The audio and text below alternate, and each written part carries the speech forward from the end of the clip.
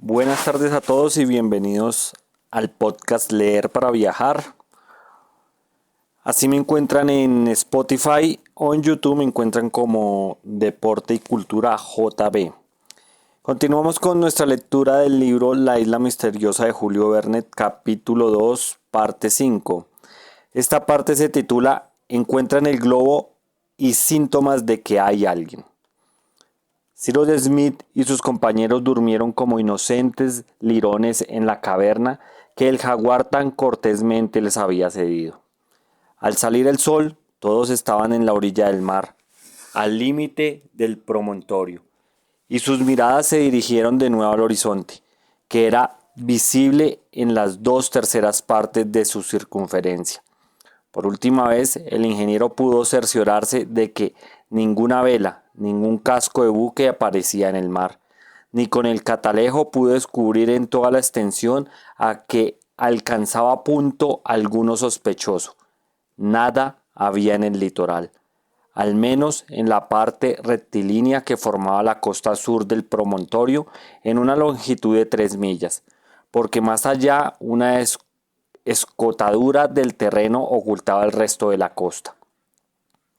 Aún desde el extremo de la península serpentina no podía divisarse el cabo de la Garra, oculto por altas rocas. Quedaba por explorar la orilla meridional de la isla. Ahora bien, ¿debería emprenderse inmediatamente esta exploración dedicando a ella aquel día, 2 de noviembre? Esto no entraba en el proyecto primitivo. En efecto, cuando los colonos dejaron la piragua en las fuentes del río de la Merced, convinieron en que, después de haber examinado la costa oeste, volverían por ella y regresarían por el río al Palacio de Granito. Ciro creía entonces que la costa occidental podría ofrecer refugio a un buque en peligro o a una embarcación cualquiera, pero, visto que aquel litoral no presentaba ningún punto de desembarco, había que buscar en el sur de la isla lo que no se había encontrado en el oeste.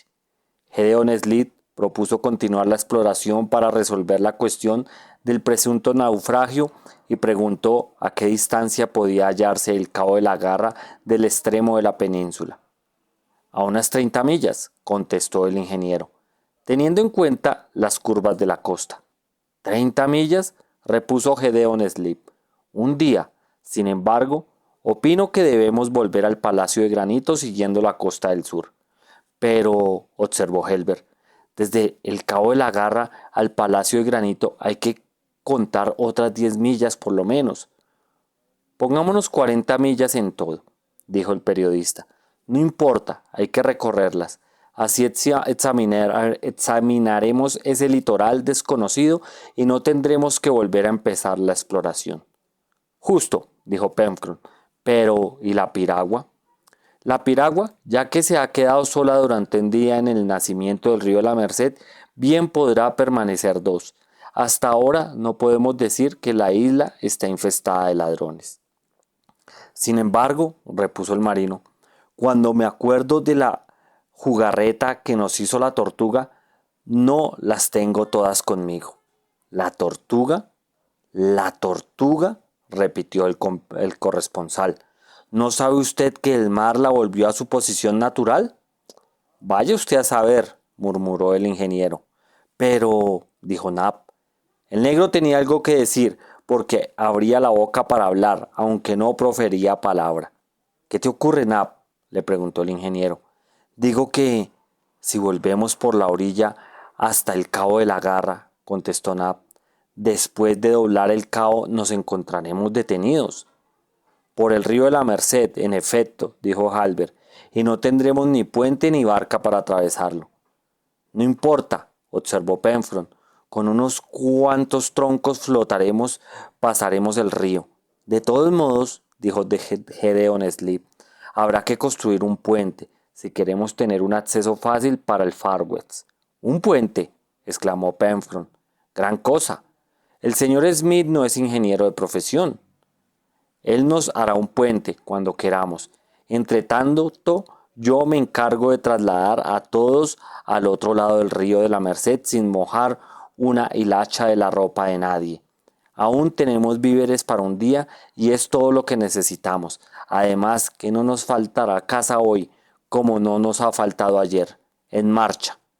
La proposición del corresponsal, vívidamente sostenida por el marino, obtuvo la aprobación general, porque todos deseaban con ardor disipar sus dudas y regresar por el cabo de la Garra. La exploración se completaba.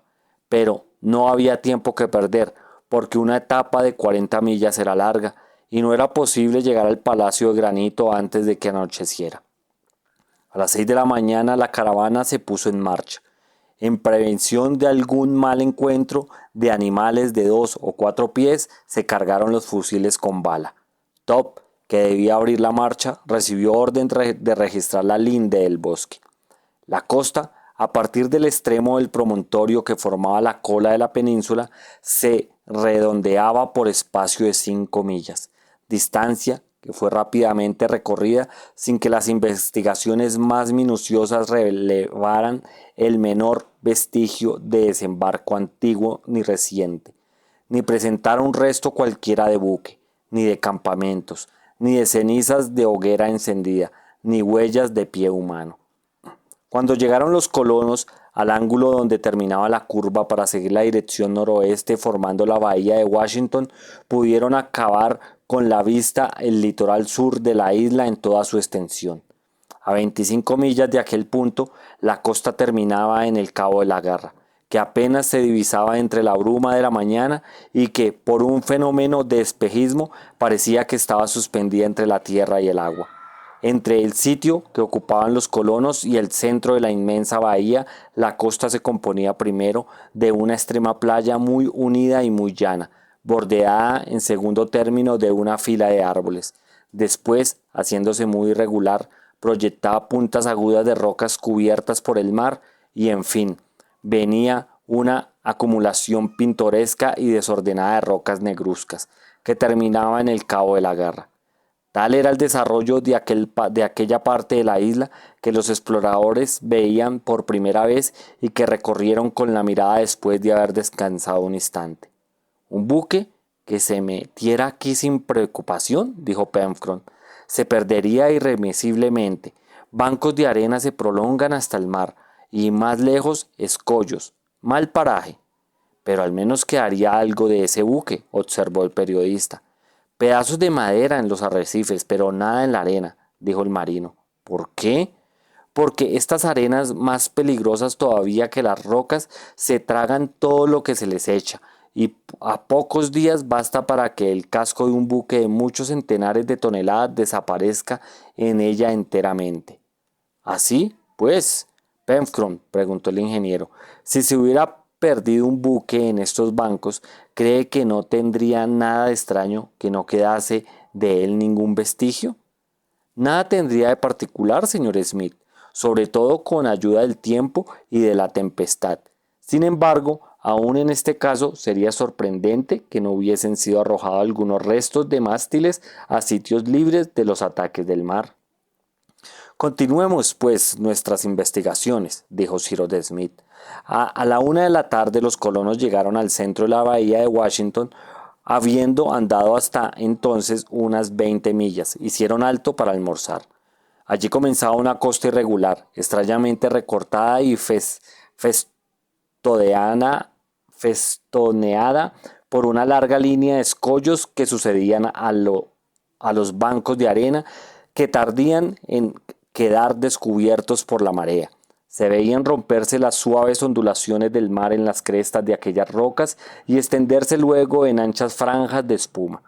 Desde aquel punto hasta el Cabo de la Garra era la playa poco espaciosa y estaba encerrada entre la línea de los arrecifes y la del bosque. La marcha iba a ser difícil en adelante, porque obstruía la playa innumerables cantos rodados. La muralla de granito tenía también a elevarse y de los árboles que la coronaban en su parte posterior no se podía ver más que las verdosas cimas, inmóviles porque no las agitaba el menor soplo de brisa. Después de media hora de descanso, los colonos volvieron a ponerse en marcha, sin dejar su vista en un punto por explorar, ni de los arrecifes ni de la playa. Pencroff, Nab, llegaron a aventurarse entre los escollos, siempre que algún objeto atraía su mirada, pero no encontraron despojos, convenciéndose de que se habían engañado por alguna extraña conformación de las rocas. Observaron que la costa era abundante en moluscos comestibles, pero no podía ser explorada con fruto, mientras no se estableciera una comunicación entre las dos orillas del río de la Merced y no se perfeccionasen los medios de transporte. Así pues, nada de lo que tenía relación con el presunto naufragio pudo verse en el litoral y, sin embargo, un objeto de alguna importancia.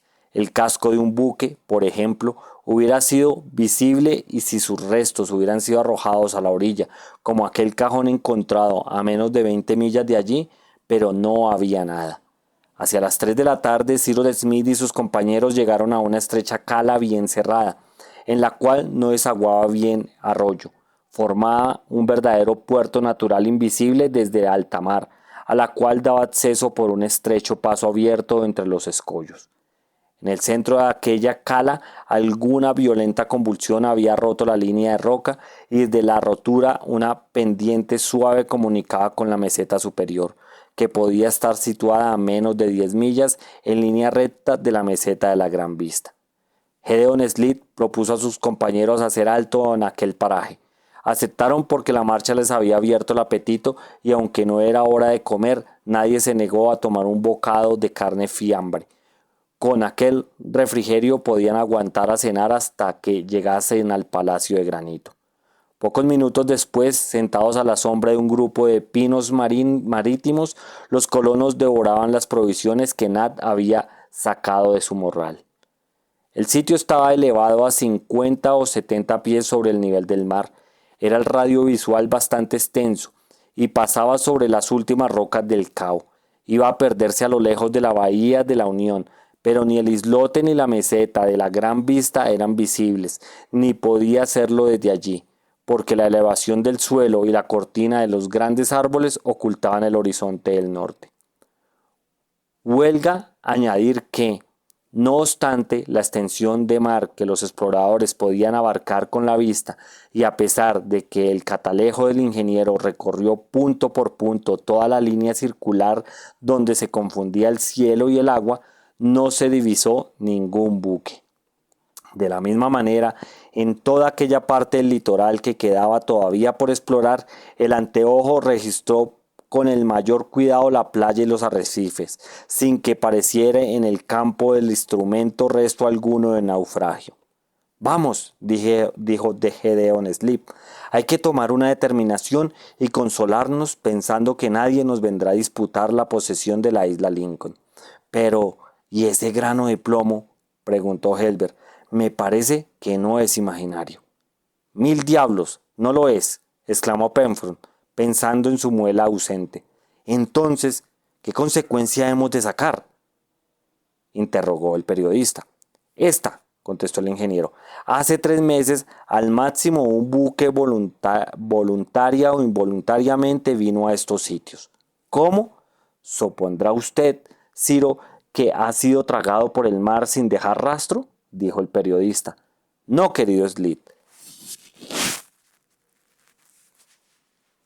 No, querido Spilett, pero observe usted que si es cierto que un ser humano ha puesto el pie en esta isla, no parece menos cierto, por otra parte, que no está ya en ella. Entonces, si no lo entiendo mal, señor Ciro, dijo Helbert, ¿el buque se habrá hecho de nuevo a la mar? Evidentemente. ¿Y habremos perdido sin remedio una ocasión de volver a nuestra patria?, dijo Nab. Irremisiblemente, temo. Pues bien, ya que se ha perdido la ocasión, en marcha, exclamó Pencroff, que ansiaba hallarse en el Palacio de Granito, pero apenas se había levantado, resonaron con fuerza los ladridos de Top, y el perro salió del bosque llevando en la boca un pedazo de tela manchado de barro. Nab arrancó aquella tela de los dientes del perro. Era un pedazo de un tejido muy fuerte. Top seguía ladrando y con sus idas y venidas parecía invitar a sus amos a que lo siguieran al bosque. «Hay allí que tal vez podría explicar mi grano de plomo», dijo Pencroff. «¿Algún náufrago?», exclamó Helbert. Herido, quizá, dijo Nab. O muerto, añadió el corresponsal. Todos se precipitaron detrás del perro, que los llevó entre los altos pinos que formaban la primera cortina del bosque. Cyrus Smith y sus compañeros habían preparado sus armas para todo evento. Adelantaron un gran trecho por el bosque, pero con disgusto notaron que no había la menor huella de pasos. Los arbustos y los bejucos estaban intactos y hubo que abrirse camino con el hacha como en las espesuras más profundas del bosque. Era pues difícil suponer que hubiese pasado por allí una criatura humana y sin embargo Top iba y venía, no como un perro que busca una pista, sino como un ser dotado de voluntad que persigue una idea. Al cabo de 7 u 8 minutos de marcha, Top se detuvo. Los colonos habían llegado a una especie de claro rodeado de árboles. Miraron en torno suyo y no vieron nada, ni entre los arbustos ni entre los troncos de los árboles. —¿Pero qué es lo que has encontrado, Top? —dijo Cyrus Smith. El perro ladró con más fuerza saltando al pie de un gigantesco pino. De repente, Penfron exclamó: —¡Muy bien! ¡Magnífico! —¿Qué hay? —preguntó Gedeon Spilett. —Buscamos un pecio en el mar o en la tierra. —¿Y qué? —Toma que es en el aire donde se encuentra. Y el marino enseñó a sus compañeros un enorme trozo de tela desgarrado y blancuzco que colgaba de la cima de un pino y el cual pertenecía el pedazo recogido por Todd. —Pero eso no es un barco —dijo Gedeon Spilett. —Perdóneme —repuso Penfron—. ¿Cómo? ¿Será? En lo que queda de nuestro barco aéreo, de nuestro globo, que ha encallado en la copa de ese árbol. Penfron no se engañaba y lanzó un hurra sonoro añadiendo: —Aquí tenemos tela de calidad para años, podremos hacer pañuelos y camisas, ¿eh? —¿Qué le parece, señor Spilett? ¿Qué me dice usted de una isla donde los árboles producen camisas? Era un acontecimiento afortunado para los colonos de la isla Lincoln, que el globo aerostático, después de haber dado su último salto en los aires, hubiera vuelto a caer en la isla.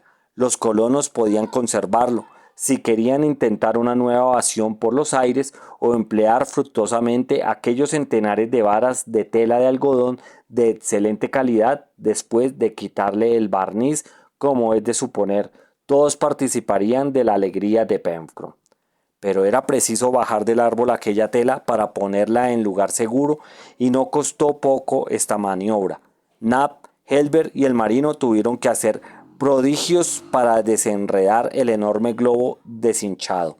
La operación duró 2 horas, pero luego estaban depositados en la tierra no solo la cubierta de tela con sus válvulas, sus resortes y su guarnición de cobre, sino también la red, es decir, un inmenso cúmulo de cuerdas gruesas y delgadas, el círculo de retención y el ancora. La envoltura, prescindiendo del desgarrón, se hallaba en un buen estado, y solo su apéndice inferior había sufrido deterioro. Era una fortuna que caía del cielo a los colonos. —De todos modos, señor Ciro —dijo el marino—, si alguna vez nos decidimos a salir de esta isla, supongo que no será en globo. ¿No es verdad? Estos buques de aire no van donde uno quiere, y eso lo sabemos por experiencia. Si quiere hacerme caso, es mejor construir una buena embarcación de unas 20 toneladas y me permitirá usted cortar de esta tela una vela de trinquete y un foque. Lo demás servirá para ropa interior. —Ya veremos, Penfron —contestó Cyrus Smith—, ya veremos. Entretanto, hay que poner todo esto en su sitio —dijo Nab—. No podía pensarse en trasladar al palacio de granito aquella carga de tela y cuerdas, cuyo peso era muy grande, y hasta que se contara con un vehículo que pudiese acarrearla, convenía no dejar por mucho tiempo aquellas riquezas a merced de Huracán. Los colonos, reuniendo sus fuerzas, consiguieron arrastrarlo hasta la orilla, donde había descubierto una vasta cavidad abierta en una roca y resguardada del mar, de la lluvia y del viento, gracias a su orientación. Nos hacía falta un armario y ya lo tenemos, dijo Penfron. Pero ¿cómo no se puede echar la llave? Será prudente ocultar la puerta todo lo posible. No lo digo por los ladrones de 2 pies, sino por los de 4 patas. A las 6 de la tarde todo estaba almacenado y después de haber dado a la cala el nombre harto justificado de puesto del globo, tomaron el camino del Cabo de la Garra. Pencroff y el ingeniero hablaron de los diversos proyectos que convenía poner en ejecución lo más pronto posible. Era preciso, ante todo, echar un puente sobre el río de la Merced para establecer una comunicación fácil con el sur de la isla. Después volverían con el carrito a buscar el globo, porque la canoa no habría podido transportarlo. Hecho esto, se construiría una chulapa. Pencroff la aparejaría como balandra y con ella se emprendería viajes de circunnavegación alrededor de la isla. Después, etc. Entre tanto caía la noche y el cielo estaba ya oscuro cuando los colonos llegaron a la punta del Pecio y al sitio mismo donde habían descubierto el preciso cajón.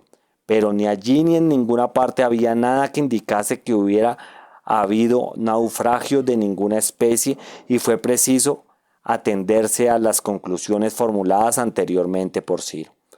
Desde la punta del Pecio al Palacio de Granito había una distancia de 4 millas, que fueron pronto recorridas, pero era ya más de las 12 de la noche cuando los colonos, después de haber seguido el litoral hasta la desembocadura del río de la Merced, llegaron al primer recodo formado por el río.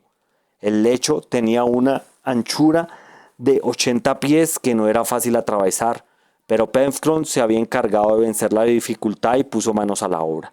Los colonos estaban extenuados como puede suponerse. La etapa había sido larga. El incidente del globo no había contribuido de manera alguna a descansar piernas y brazos. Deseaban hallarse cuanto antes en el Palacio de Granito para cenar y dormir.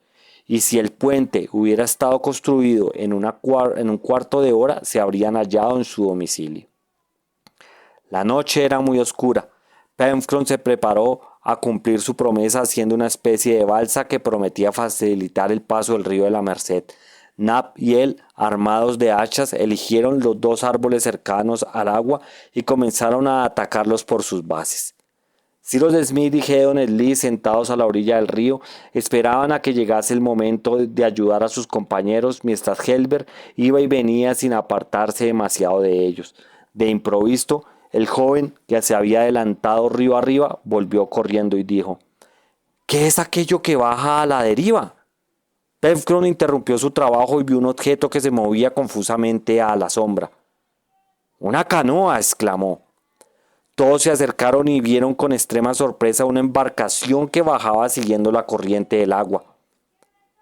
¡Al de la canoa!, gritó el marino por un movimiento espontáneo, resto de costumbre profesional, sin pensar que tal vez habría preferido guardar silencio. Nadie contestó. La canoa seguía bajando y al llegar a 10 pasos el marino exclamó: ¡Si es nuestra piragua! Ha roto la amarra y ha seguido la corriente. Confesemos que no puede llegar en mejor ocasión. ¿Nuestra piragua?, murmuró el ingeniero. Pencroff tenía razón, era la piragua, cuyo amarre se había roto y volvía sola de las fuentes del río de la Merced. Era pues importante apoderarse de ella antes que fuese arrastrado por la rápida corriente del río más allá de su desembocadura. Esto es lo que hicieron diestramente Nab y Pencroff con un palo largo. La piragua se detuvo en la orilla. El ingeniero saltó a ella, tomó la amarra y se cercioró con el tacto de que realmente se había desgarrado y roto por su frote contra las rocas. Eso, dijo el corresponsal, eso sí que es verdaderamente puede llamarse una circunstancia. Extraña, añadió Cyrus Smith. Extraña o no, era circunstancia feliz. Helbert Spilett y Nab Pencroff se embarcaron. No dudaron de que la amarra se había desgarrado, pero lo más admirable del caso era que la piragua hubiese llegado precisamente en el momento en que los colonos se hallaban allí para detenerla, pues un cuarto de hora después habría ido a perderse en el mar. Si hubiera sido en época de los genios, el incidente habría dado derecho a pensar que la isla estaba habitada por un ser sobrenatural que ponía su poder al servicio de los náufragos. Unos cuantos golpes de remo llevaron a los colonos a la desembocadura del río de la Merced. Sacaron a la playa la canoa acercándola a las chimeneas y todos se dirigieron hacia la escalera del Palacio de Granito.